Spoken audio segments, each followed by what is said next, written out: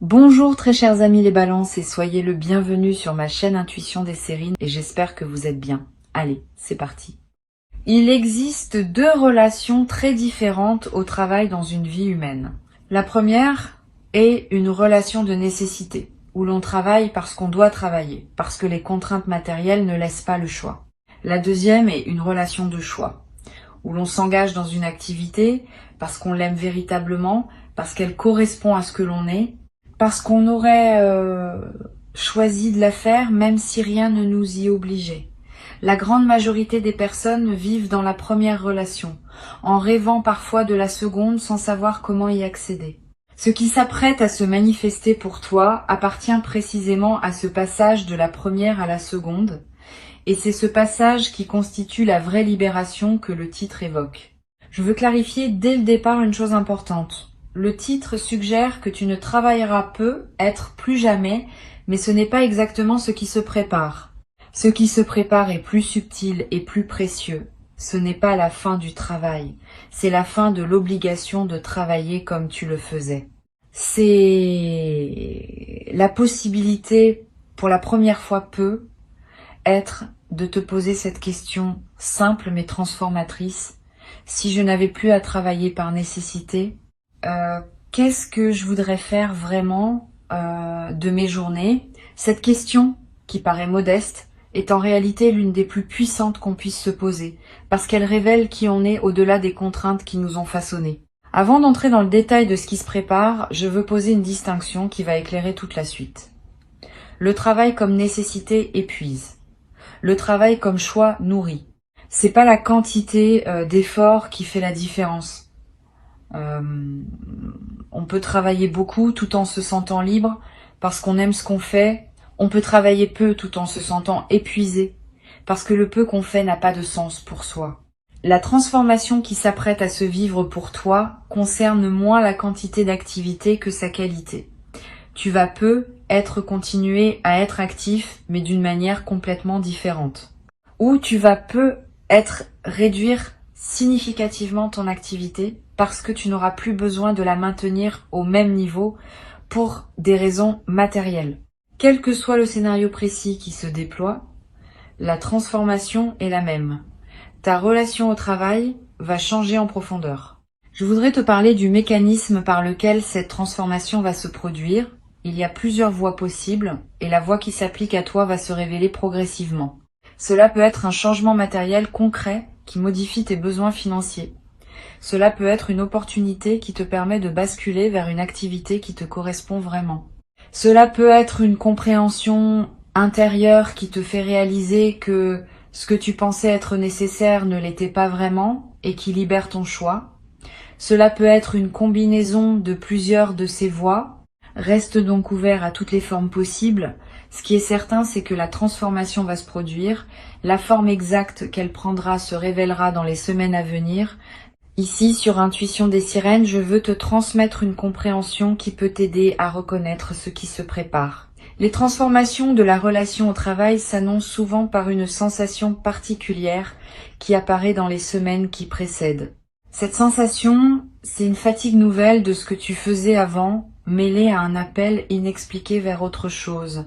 Pas une fatigue ordinaire qui passerait avec un peu de repos. Une fatigue plus profonde qui dit que ton système global a fini avec une certaine manière de fonctionner.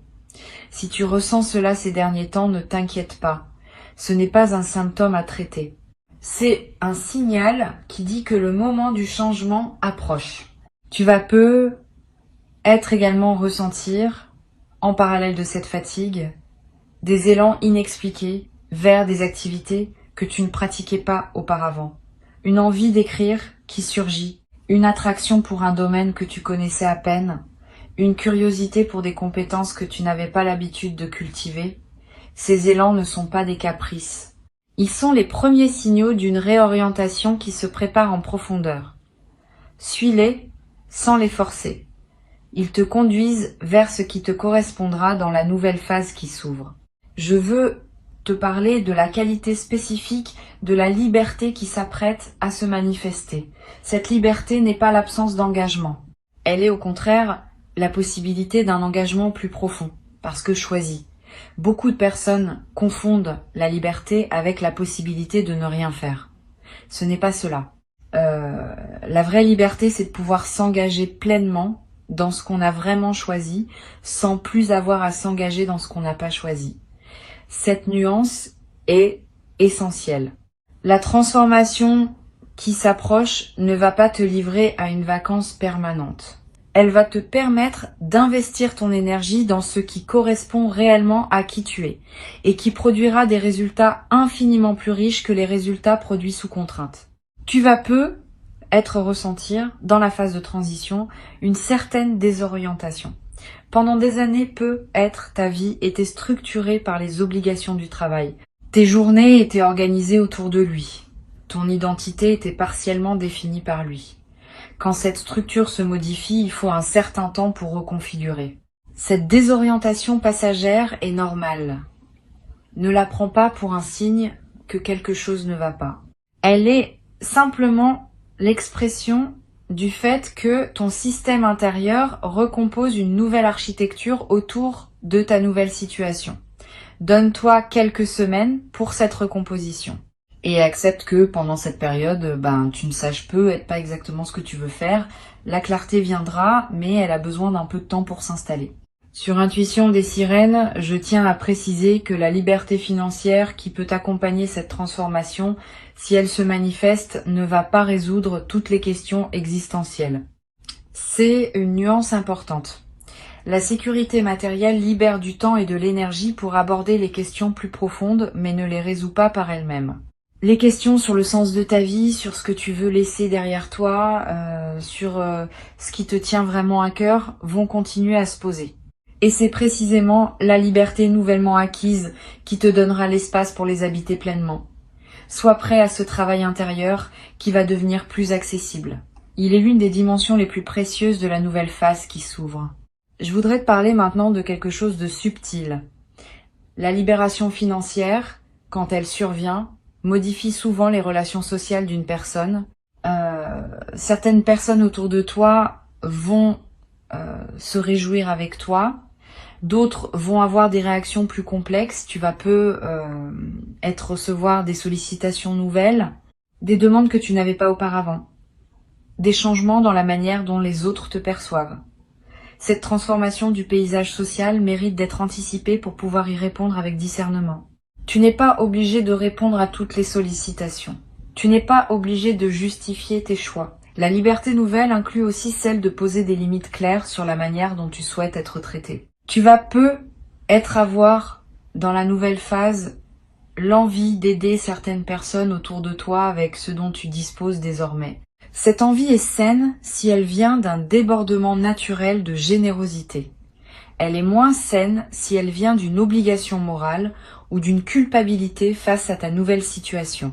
Distingue ces deux origines. Aider depuis le débordement enrichit toutes les parties impliquées. Aider depuis la culpabilité épuise ton énergie sans vraiment servir l'autre. Permets-toi de garder, au moins dans les premiers temps, l'essentiel de ta nouvelle abondance pour toi-même. Tu pourras, plus tard, dans la sérénité, choisir consciemment ce que tu veux partager et avec qui. Cette progression naturelle vaut mieux qu'une distribution impulsive faite dans l'enthousiasme initial. Je veux te parler d'une dimension importante. La transformation qui s'apprête à se vivre va te confronter à une question que beaucoup de personnes évitent toute leur vie. Qui suis-je vraiment indépendamment de ce que je fais ? Quand on est très occupé par un travail prenant, on peut se définir par ce travail. Quand le travail change ou s'allège, cette définition s'effrite et on doit retrouver une autre manière de se reconnaître. Cette quête de soi est l'une des aventures les plus précieuses qu'une vie humaine puisse offrir. Tu vas y être invité par la nouvelle phase qui s'ouvre. Permets-toi cette quête. Elle peut prendre du temps.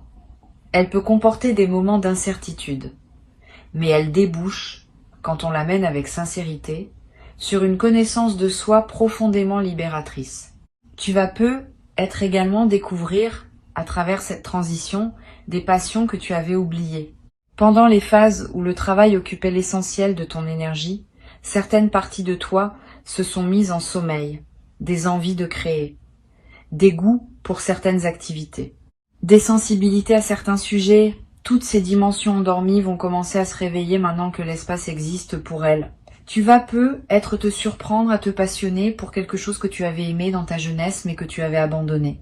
Cette redécouverte est l'un des cadeaux les plus joyeux des transformations, comme celle qui s'approche. Sur Intuition des sirènes, j'aime souligner que la liberté qui s'ouvre n'est pas seulement un cadeau pour toi, elle peut aussi devenir un cadeau pour les autres.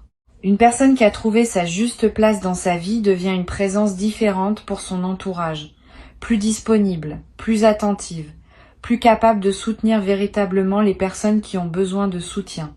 Tu vas être découvrir dans cette nouvelle phase que tu peux jouer un rôle pour des proches que tu ne pouvais pas pleinement jouer auparavant parce que ton temps et ton énergie étaient absorbés par d'autres choses. Cette nouvelle qualité de présence offerte aux autres est l'une des dimensions les plus enrichissantes de la libération. Tu vas être également remarqué à mesure que la transformation se déploie, que ton corps répond positivement. Le travail prenant laisse souvent des traces dans le corps. Tension chronique, sommeil dégradé, énergie irrégulière. Quand ces pressions diminuent, le corps peut se réparer. Tu vas ressentir une vitalité nouvelle, un sommeil de meilleure qualité, une digestion plus régulière. Toutes ces améliorations corporelles sont des signaux que ta nouvelle situation te convient mieux que l'ancienne. Honore ton corps qui te le dit. Prends soin de lui. Donne-lui les conditions dont il a besoin pour profiter pleinement de la transformation. Je voudrais te parler du rôle particulier que peut jouer la nature dans cette nouvelle phase. Tu vas ressentir une attraction nouvelle pour les espaces naturels, le besoin de marcher dans une forêt, de passer du temps près d'un cours d'eau, de respirer l'air d'un endroit dégagé. Cette attraction n'est pas anecdotique. Elle reflète un besoin profond de se reconnecter à un rythme plus organique que celui imposé par les structures du travail. La nature offre un cadre dans lequel les questions existentielles peuvent se déposer naturellement, sans être forcées. Donne-toi ces moments dans la nature autant que possible. Ils vont accompagner et accélérer ton intégration de la nouvelle phase. Tu vas être également développé dans cette nouvelle disponibilité une qualité de relation autant que tu n'avais pas connue depuis longtemps. Le temps des journées contraintes par le travail a une qualité particulière, souvent comprimée.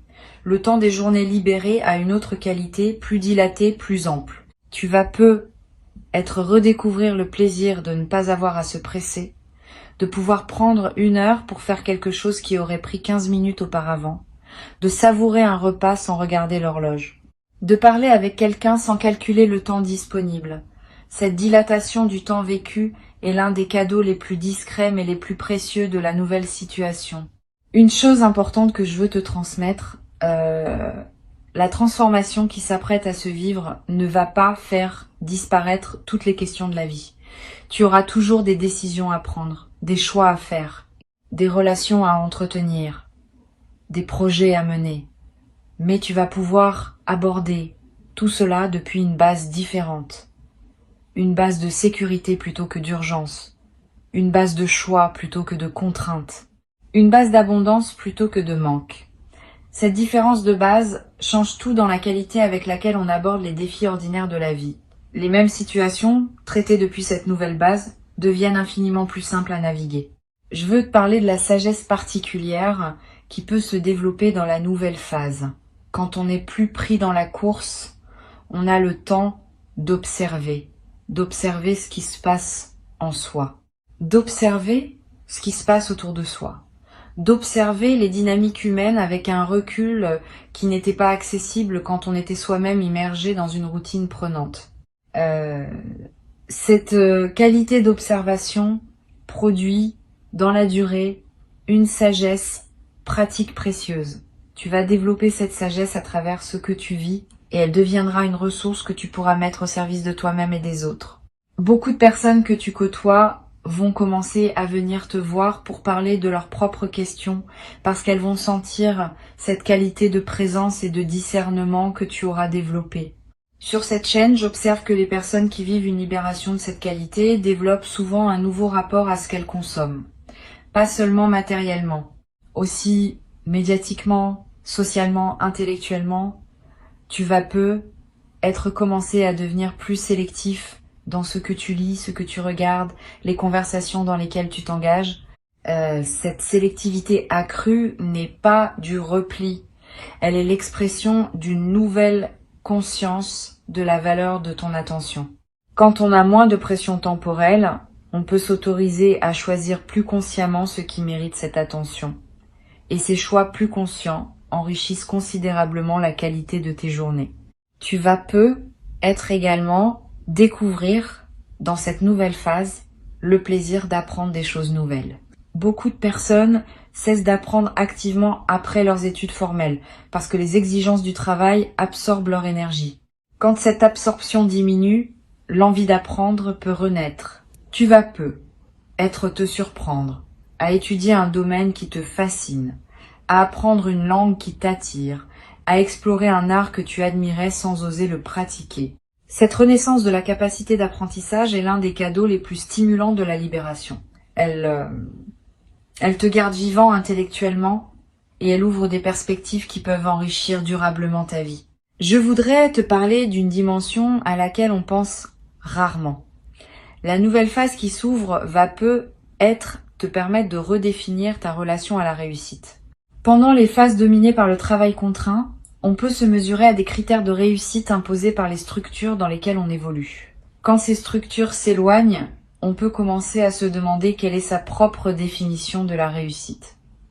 Cette redéfinition est précieuse. Elle te permet de vivre selon tes critères propres, qui correspondent à ce que tu es vraiment, plutôt que selon des critères extérieurs qui ne te correspondaient peu, être qu'imparfaitement. Beaucoup de personnes traversent toute leur vie sans jamais faire ce travail de redéfinition. Tu vas pouvoir le faire dans la nouvelle phase qui s'ouvre. Tu vas peu être également développé à travers cette transition une nouvelle capacité à apprécier les choses simples. Quand on a moins de pression, on remarque davantage ce qui est déjà là. Le goût d'un café, la lumière d'un matin, la voix d'un proche, le bruit de la pluie. Toutes ces choses simples qu'on traverse souvent sans les voir vraiment vont prendre une saveur que tu n'avais peu, être pas connue depuis longtemps. Cette capacité d'apprécier le simple est l'un des marqueurs les plus fiables d'une vie réussie au sens profond. Beaucoup de personnes courent toute leur vie après des grandes choses sans jamais pleinement habiter les petites. Tu vas pouvoir équilibrer cela dans la nouvelle phase. Je voudrais te parler également du rôle de la créativité qui peut s'épanouir dans cette nouvelle disponibilité. Tu portes être en toi des capacités créatives que tu n'as pas pleinement développées par manque de temps. La nouvelle phase peut te permettre de leur donner enfin l'espace dont elles ont besoin. Tu vas te lancer dans l'écriture, dans la peinture, dans la musique, dans le bricolage, dans le jardinage, dans la cuisine élaborée, dans des projets que tu remettais à plus tard depuis longtemps. Cette créativité épanouie va te nourrir d'une manière inattendue. Elle te connecte à des dimensions de toi-même que la routine professionnelle masquait, et elle ouvre des perspectives qui peuvent enrichir bien des aspects de ta vie. Tu vas peu être également développé dans la nouvelle phase une qualité particulière de présence aux personnes proches. Quand on n'est plus accaparé par les exigences professionnelles, on peut être présent autrement à ses proches, plus pleinement, plus patiemment, avec plus de disponibilité réelle. Cette transformation de ta présence dans tes relations va probablement les enrichir significativement. Les conversations vont être plus profondes, les moments partagés plus savoureux, les liens plus solides. Cette amélioration relationnelle est l'un des bénéfices les plus durables de la libération qui s'opère. Sur cette chaîne, je tiens à préciser que cette nouvelle phase n'est pas une retraite forcée d'oisiveté. Elle est au contraire l'invitation à une vie plus active dans le sens noble du terme. Active au sens de pleinement vécu, pleinement choisi, pleinement habité. Tu peux choisir dans cette nouvelle phase de continuer à exercer une activité, mais selon tes termes propres. Tu peux choisir de réduire ton activité significativement et d'investir le temps libéré dans des projets personnels. Tu peux choisir de te consacrer à des causes qui te tiennent à cœur. Toutes ces options restent ouvertes. Ce qui change, c'est que ce sont désormais tes choix, pas tes obligations. Je voudrais te parler du temps qu'il faut prévoir pour intégrer pleinement la transformation. Les premières semaines après le basculement principal vont être marquées par une certaine euphorie mêlée à des questionnements. Les semaines suivantes vont voir une stabilisation progressive où tu commences à habiter ta nouvelle réalité. Les mois qui suivent vont permettre une exploration plus approfondie des possibilités qui s'ouvrent. Et c'est généralement après une année environ que la nouvelle vie prend pleinement sa forme stable. Sois patient avec ce processus. Ne précipite pas l'installation dans des routines nouvelles trop tôt. Laisse-toi le temps d'explorer avant de fixer. Pour conclure cette transmission, je veux te dire que ce qui s'apprête à se manifester pour toi représente une véritable bascule de vie. Pas seulement un changement de circonstances. Une transformation de la qualité avec laquelle tu habites ta propre existence. Avant de te quitter pleinement, je voudrais te transmettre encore plusieurs perspectives qui peuvent enrichir ta préparation à cette nouvelle phase. La première concerne la qualité de matin que tu vas commencer à connaître. Les matins des journées contraintes par le travail ont souvent une qualité particulière, marquée par la nécessité de se préparer rapidement à une journée déjà programmée. Les matins des journées libérées ont une autre qualité, plus ouverte, plus disponible, plus contemplative. Tu vas redécouvrir le plaisir de prendre ton petit déjeuner sans urgence. De regarder la lumière du matin sans avoir à te presser. De commencer la journée par une activité que tu choisis vraiment. Cette qualité de matin retrouvée est l'une des transformations les plus simples mais les plus joyeuses de la nouvelle phase. Une deuxième perspective importante. Tu vas peut-être ressentir dans les premières semaines une certaine étrangeté face à l'absence de pression habituelle. Cette étrangeté n'est pas un signe que quelque chose ne va pas. Elle reflète simplement le fait que ton système nerveux, habitué à fonctionner sous une certaine tension, doit s'ajuster à une nouvelle norme. Ne te précipite pas pour réintroduire de la pression artificielle dans tes journées. Permets à ton système de découvrir comment fonctionner sans cette tension. Au début, cela peut être déroutant. Avec le temps, cela devient naturel et même délicieux. Donne-toi quelques semaines pour cette adaptation. Tu vas peut-être également découvrir, dans cette nouvelle disponibilité, le plaisir de la lenteur choisie. Pas la lenteur subie qui frustre, la lenteur choisie qui savoure. Pouvoir lire un livre lentement, en s'arrêtant quand un passage le mérite.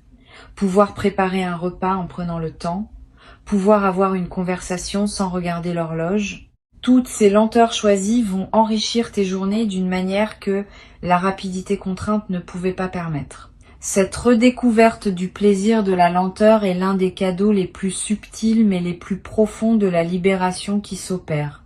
Je voudrais te parler aussi du rôle que peut jouer le voyage dans cette nouvelle phase. Avec moins de contraintes professionnelles, tu vas peut-être pouvoir te permettre de voyager différemment. Pas nécessairement plus loin ou plus cher, mais avec une qualité différente.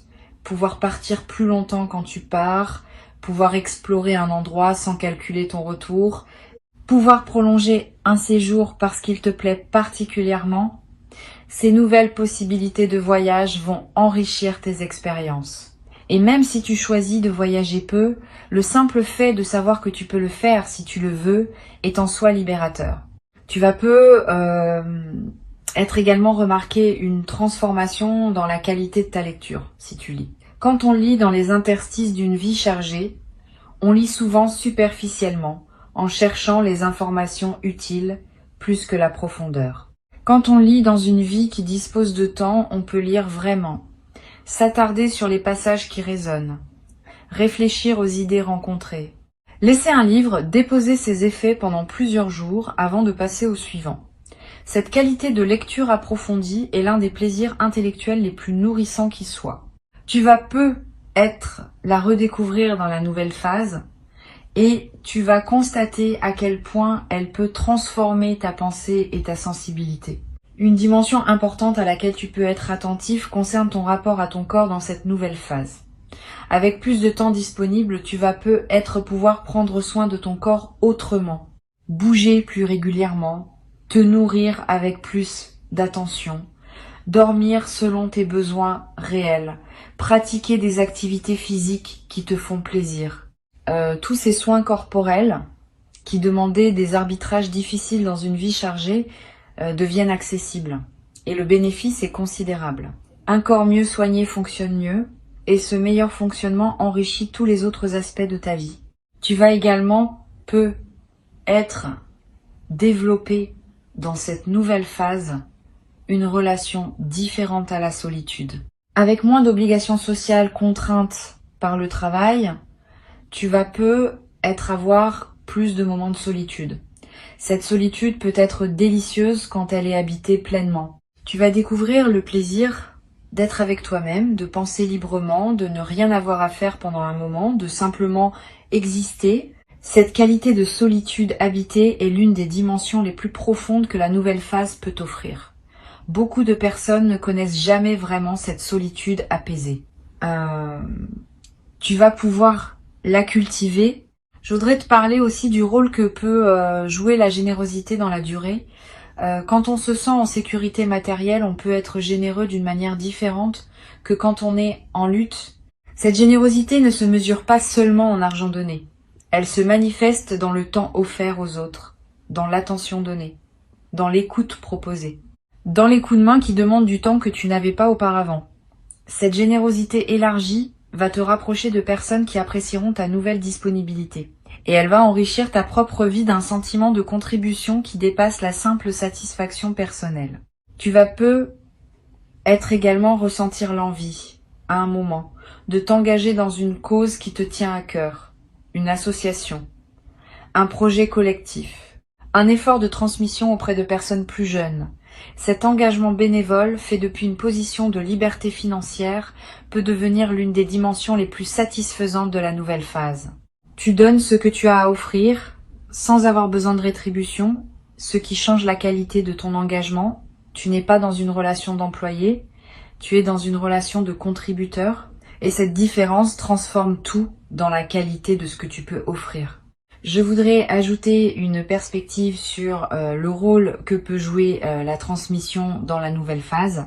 Avec l'expérience accumulée à travers les années de travail contraint, tu portes des compétences, des connaissances, des sagesses qui peuvent être transmises. Tu vas ressentir l'envie à un moment de partager ce que tu as appris avec d'autres personnes qui pourraient en bénéficier. Cette transmission peut prendre des formes diverses. Un mentorat informel, l'écriture de tes réflexions, des conversations approfondies avec des personnes plus jeunes.